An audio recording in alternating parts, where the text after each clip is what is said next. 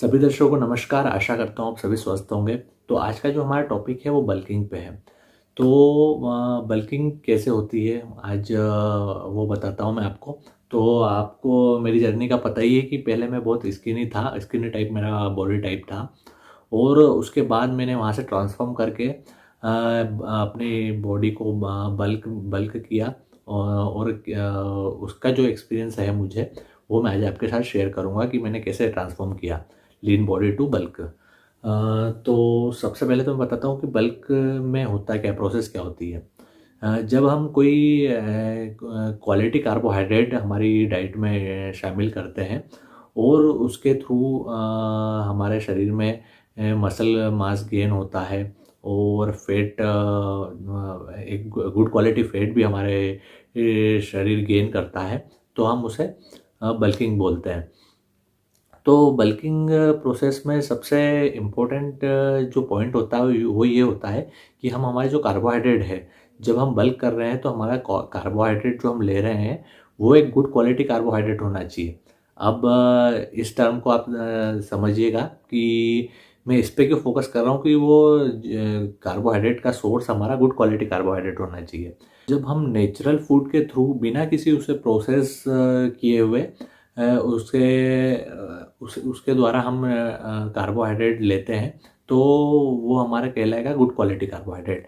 लेकिन जब कोई फूड प्रोसेस्ड हो जाता है और उस प्रोसेसिंग के थ्रू उसमें जो उसके जो न्यूट्रिएंट है, जैसे मिनरल हो गए, विटामिन्स हो गए, ये सब रिड्यूस हो जाते हैं।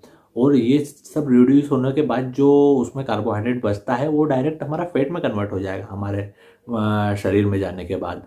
तो इस प्रोसेस्ड फूड के थ्रू जो हमें कार्बोहाइड्रेट मिलेगा वो हमें एक डर्टी बल्किंग करवाएगा, जो कि जिसमें से फैट गेन होगा, हमारा मसल का उससे कोई लेना देना नहीं रहेगा।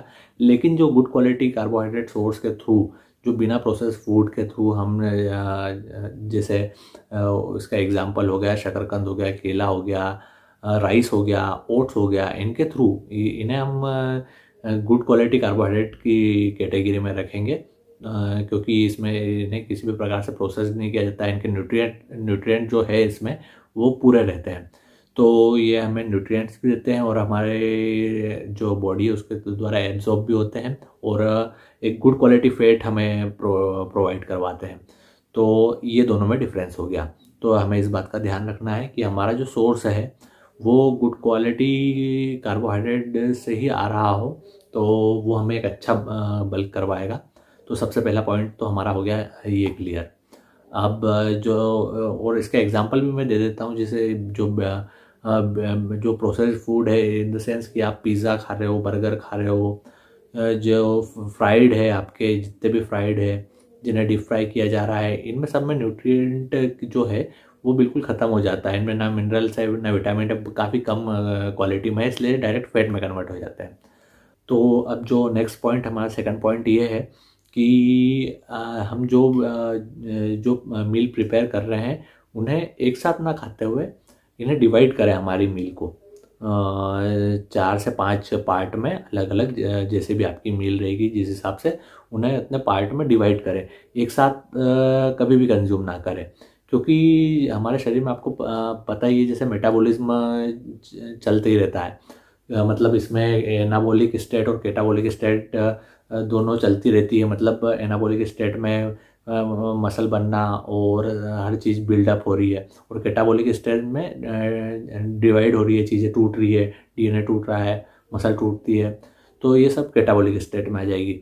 तो ये जो हमारा मेटाबॉलिज्म जिस हिसाब से चल रहा है, तो हमें हमारे फूड को थोड़े थोड़े टाइम में अगर हम हमारे फूड को प्रोवाइड करेंगे हमारी बॉडी को, तो वो इसे अच्छा यूटिलाइज़ कर पाएगी और हमें बढ़िया रिज़ल्ट देखने को मिलेंगे।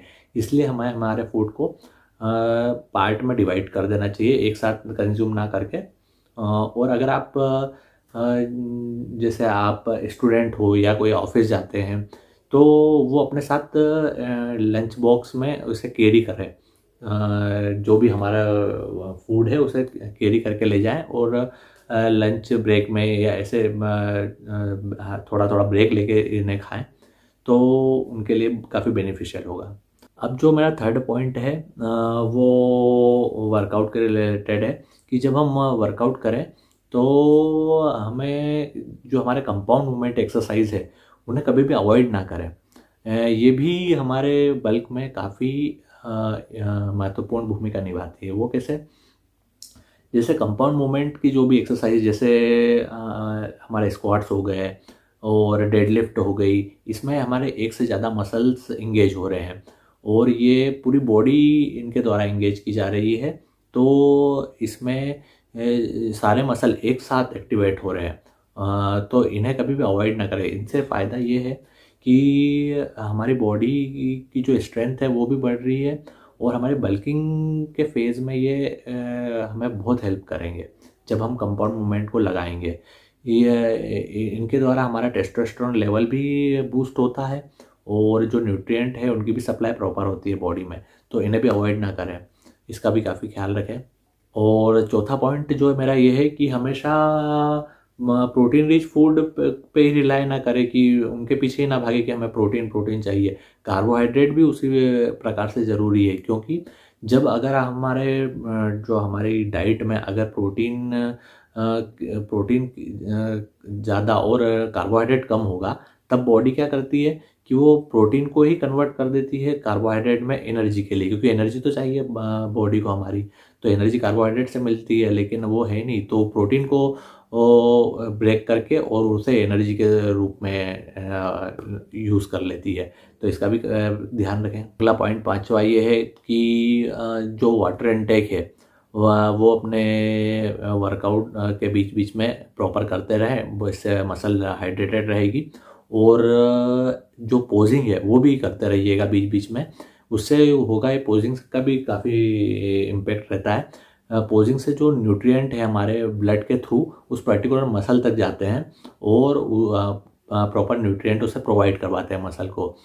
और लास्ट एडवाइस ये है कि जैसे बड़े बड़े बॉडी बिल्डर कैलोरीज काउंट करते हैं और उस हिसाब से मील प्रिपेयर करते हैं, वो उनके लिए सही है। आप बिगिनर हैं, आपको अभी इतना डीप जाने की कोई ज़रूरत नहीं है। कैलोरी मेज़र मत करिए, ये बाद की प्रोसेस है। अभी आप बल्क पे हैं और आप बिगिनर हो। कैलोरी बेसिकली होती है एक मेज़रमेंट यूनिट होती है वो। जैसे हम वज़न को किलोग्राम ग्राम में नापते हैं, वैसे ही जो एनर्जी है हमारे फ्रूट के थ्रू जो हमें जो एनर्जी मिल रही है उसे हम कैलोरी के रूप में मापते हैं। वो एक मापन की एक यूनिट है। तो उसे हम कैलोरी कहते हैं, जो एनर्जी को जिससे मापा जाता है। तो हम जो भी फूड खा रहे हैं उससे कितने कैलोरीज मिल रही है, तो ये सुना है ना अक्सर हमने, तो वो है यूनिट है एनर्जी को मापने के लिए कि हमें उस फूड से कितनी एनर्जी मिल रही है। तो यही है वो। लेकिन उसको आप अभी आपकी कोई काम की नहीं है वो। आप एक अच्छी डाइट लें, डाइट फॉलो करें बल्किंग के लिए, जैसी बताइए मैंने आपको, अवश्य रिजल्ट देखने को मिलेगा। क्योंकि मैंने भी ऐसे शुरुआत की थी और मुझे भी अच्छे रिजल्ट दिखे। और एक बात लास्ट में कहना चाहूँगा कि कभी भी सप्लीमेंट के पीछे मत भागिए, और ख़ासकर मास गेनर के पीछे।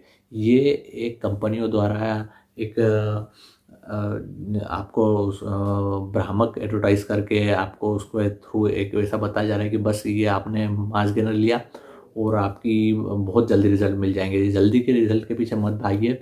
माल्टोडेक्स्ट्रीन और इसमें अन्य सब्सटेंस होते हैं जो हमारे मास गेनर है उसके आगे अगली वीडियो, जिससे मैं आगे वीडियो कोई बनाऊंगा तो उसमें बताऊंगा। मैं प्रॉपर उसके लिए एक अलग वीडियो बनाऊंगा, उसमें बताऊंगा उसके बारे में प्रॉपर कि मास गेनर में होता क्या है, क्या इंग्रेडिएंट है, आपके केस क्यों ले रहे हो उसको, उसके साइड इफ़ेक्ट भी है। और मतलब आपका कार्बोहाइड्रेट इतने सोर्स है आपके पास, इतने रिलायबल सोर्सेस है, आसानी से आप कंज्यूम कर सकते हैं कार्बोहाइड्रेट। हमारे घर घर घर में इतने सोर्स है कार्बोहाइड्रेट के, तो आप ये छोड़ के सप्लीमेंट के पीछे मत भागिए और आपको रिजल्ट मिलेगा। मुझे तो मिला है, मैंने आज तक कोई मास गेनर नहीं लिया है।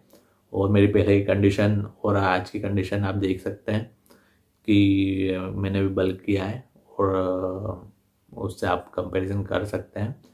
तो यही था आज का मेरे वीडियो में। आशा करता हूँ आपको अच्छा लगा होगा। जय श्री राम।